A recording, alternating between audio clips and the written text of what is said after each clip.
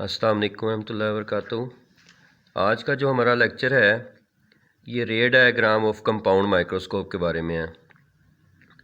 और ये रे डायग्राम इसलिए समझानी ज़रूरी है क्योंकि कंपाउंड माइक्रोस्कोप किस तरह से अंदरूनी तौर पे काम कर रही होती है, किस तरह से उसका इमेज जो उनसे बड़ा बनता है वो बताना ज़रूरी है इसमें। तो मैं आपको यहाँ पे बनी हुई पिक्चर है, बड़ी मेहनत से मैंने बनाने की कोशिश की है और इसको मैं बताऊंगा किस तरह आपने ड्रॉ करना है। सबसे पहले आपने ये करना है कि ये जो सी लाइन बेस लाइन कहते हैं जिसको, ये आपने ड्रॉ कर लेनी है सीधी, ठीक है जी। इसके ऊपर फिर एक जो सा ऑब्जेक्टिव लेंस है वो छोटा बनाना है, ठीक है, और जो सा आई पीस है वो बड़ा बनाना है, ठीक है जी। और उसके बाद ऑब्जेक्ट जो सा है वो आपने ऑब्जेक्टिव लेंस के पास, यानी ऑब्जेक्ट जो सा है ओ ए, वो जिधर रखेंगे छोटे लेंस की तरफ, वो ऑब्जेक्टिव कहलाएगा, ऑब्जेक्टिव लेंस, ठीक है जी। अब ओ ए हमने कह दिया इसको, ये ऑब्जेक्ट हो गया। यहाँ से सीधी रे निकलेगी ऐसे और इस लेंस के दरमियान में सेंटर से टकराएगी, एफ ओ में से गुज़रती हुई, एफ ओ में से गुज़रती हुई सीधी चली जाएगी, ठीक है जी। एफ ओ में से जब गुज़रती हुई सीधी जाएगी तो ये जाके, तो इस तरह से ये देखें, मैं पेंसिल के निशान से आपको दिखा रहा हूँ, ये आई पीस के नीचे वाले पोर्शन से टकराएगी। दोबारा बताता हूँ, ऑब्जेक्ट से निकलेगी यहाँ से ऐसे, पहले स्ट्रेट होगी, फिर ये रिफ्रैक्ट होगी, एफ ओ में से पास आउट होगी, फोकस में से, प्रिंसिपल फोकस में से, और फिर सीधी जाती हुई नीचे, बिल्कुल नीचे, आई पीस के बिल्कुल नीचे जाकर टकरा जाएगी उसके सेंटर से।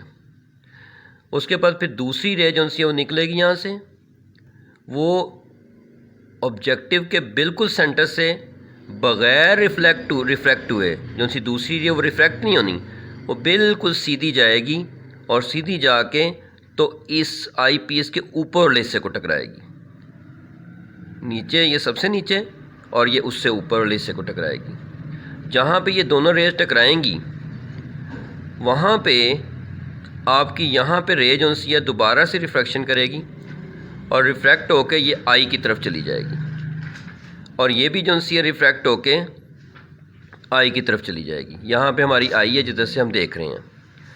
जब आई की तरफ जाएगी आपने फिर ये करना है कि बिल्कुल सीधा, जहाँ पे ये आई की तरफ गई है उसको बिल्कुल पीछे स्ट्रेट आपने इस तरह से बढ़ा देना है, डॉटेड लाइन की सूरत में इसको बढ़ा देना है, लेकिन, और दूसरी लाइन को भी इस तरह बढ़ा देना है। लेकिन उससे पहले आप देखें कि यहाँ पे जो ये वाली लाइन है जो ये आई है एफ ओ से, और फिर जो स्ट्रेट लाइन यहाँ से आई है इस तरह से, जहाँ पे ये मिलेंगी वहाँ पे आपका एक इमेज प्रोड्यूस हो जाएगा, जो कि ऑब्जेक्ट जो सा ऑब्जेक्टिव लेंस जो सा है वो ऑब्जेक्ट का इमेज जो सा है वो यहाँ पे प्रोड्यूस करेगा, और ये इमेज रियल होगा, इन्वर्टेड होगा, ये इमेज रियल होगा और इन्वर्टेड होगा।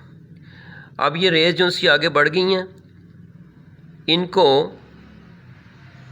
आगे बढ़ाएंगे पीछे की तरफ, इसको भी पीछे की तरफ बढ़ाएंगे सीधा, इसको भी पीछे की तरफ बढ़ाएंगे सीधा, और उसके बाद आपने ये करना है कि जो सा इमेज है इससे एक 90 डिग्री के एंगल पे लाइन जो सी है सीधी आपने यहाँ पे लेंस आई पीस की तरफ लेके जानी है।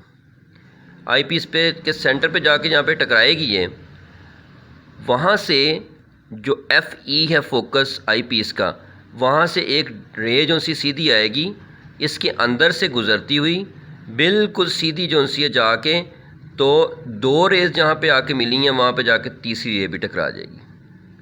इसी तरह से जो सी ये रे है, चौथी रे, ये बिल्कुल स्ट्रेट आएगी, सेंटर से गुजरेगी, और सेंटर से गुजरती हुई इमेज को टच करती हुई, जो इमेज 1 है आपकी, बिल्कुल सीधी चली जाएगी। तो ये 4 रेज जो सी है ना, ये पीछे जाके एक जगह पे मिल जाएंगी। जहाँ पे ये 4 रेज जाके मिलेंगी वहाँ पे एक और इमेज प्रोड्यूस हो जाएगा। अब बताना ये था कि जो इमेज आपका ऑब्जेक्ट का इमेज 1 बना है वो अब इस वक्त ऑब्जेक्टिव के तौर पे काम करेगा, ऑब्जेक्ट के तौर पे काम करेगा आई पीस के लिए। ये जो सा ऑब्जेक्ट है आपका, ये ऑब्जेक्टिव जो सा है इसके लिए ऑब्जेक्ट है, और इसका इमेज आपका ये इमेज 1 बना है। अब ये जो सा इमेज 1 है वो आई पीस के लिए ऑब्जेक्ट होगा और इसका इमेज जो सा है आई पीस बना के हमें ये वाला देगा। तो मैं दोबारा से बता देता हूँ कि किस तरह से आपने करना है। पहली रे जो सी सीधी जाएगी, FO से गुजरेगी और आई पीस के बिल्कुल नीचे जाकर टकराएगी। दूसरी रे बिल्कुल सीधी स्ट्रेट, कोई भी रिफ्रैक्शन नहीं होगी, बिल्कुल सीधी जाके उसके ऊपर जाकर टकराएगी आई पीस में। इन रेस को जिस एंगल से आई उसी एंगल की तरफ आपने बढ़ा देना आगे की तरफ। जिस तरफ को आप बढ़ाएंगे वहाँ पे आई की तरफ ले जाना है इसको। आई यहाँ पे देख रहे हैं आप। फिर इनको जो सा आपने स्केल के ज़रिए से बिल्कुल सीधा पीछे की तरफ डॉटेड लाइन में दोनों लाइनों को बढ़ा देना है। जहाँ पे जाके मिलेंगी लाइनें वहीं पे आपकी वो लाइन आएगी जो कि FE यानी फोकस जो सा आई पीस का है, वहाँ से बिल्कुल सीधी लाइन आएगी और इधर आके 90 डिग्री से जो सी लाइन हमारे पास आ रही है इमेज से आई पीस तक, वहाँ से टकराएगी और बिल्कुल सीधी पीछे की तरफ बढ़ जाएगी। और जहाँ पे 2 रेज मिली थी वहाँ पे तीसरी भी मिल जाएगी। और उसके बाद फिर एक रे जो सी है वो बिल्कुल आई पीस के सेंटर से होती हुई इमेज 1 को टच करती हुई बिल्कुल सीधी पीछे चली जाएगी। जहाँ पे ये 4 रेज मिलेंगी वहाँ पे हमारा इमेज जो सा है एक बनेगा जो कि ऑब्जेक्टिव से काफ़ी पीछे होगा और होगा भी वर्चुअल और होगा इरेक्ट। तो इस तरह से हमारी जो सी ना ये रे डायग्राम बनती है। तो एक छोटा सा इमेज जो सा होता है उसके एक बड़ा इमेज बनता है, फिर उस बड़े इमेज को आई पीस जो सा है वो बहुत बड़ा करके आपको दिखाता है।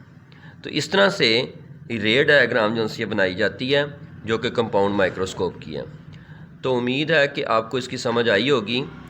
तो मैं दोबारा से एक दफ़ा बता देता हूँ कि इसमें गौर करने वाली बात यह है कि जो सी ऑब्जेक्ट से रे पहले सीधी आएगी, टकरा के रिफ्रैक्ट होगी। दूसरी रे बिल्कुल सीधी जाके तो आई पीस से जाके टकराएगी, दोनों फिर आगे जाके आई पीस से आई की तरफ जाएंगी और फिर उसको पीछे बढ़ा के आप इमेज बनाएंगे। और यहाँ पे देखें ये जो सी दूसरी रे सी बिल्कुल सेंटर से गुजरी थी ऑब्जेक्टिव के, इसी तरह से जो सी यहाँ पे ये वाली रे है ये बिल्कुल सेंटर से गुजरेगी आई पीस के।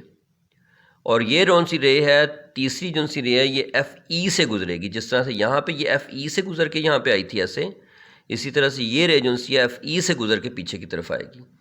अगर आप ये 2 रेज नहीं भी बनाते तो इन 2 रेज की मदद से जो सी ये आपने पीछे बढ़ाई हैं, जो ऑब्जेक्ट से आई थी, ऑब्जेक्टिव से आकर टकराई थी और फिर इनको आपने पीछे बढ़ाया था, इन 2 की मदद से भी यहाँ पे इमेज बन जाएगा। तो इस तरह से आप इसको रे डायग्राम को ड्रॉ करेंगे। तो उम्मीद है कि आपको समझ आ गई होगी इसकी कि किस तरीके से रे डायग्राम बनाते हैं। बहुत इंपॉर्टेंट टॉपिक है और इसको अगर सीखना है तो आपको चाहिए कि इसको 2, 3, 4 दफ़ा प्रैक्टिस करें और प्रैक्टिस करने के बाद ये आपको अच्छे तरीके से गो थ्रू हो जाएगी। अस्सलाम वालेकुम रहमतुल्लाहि व बरकातुहू।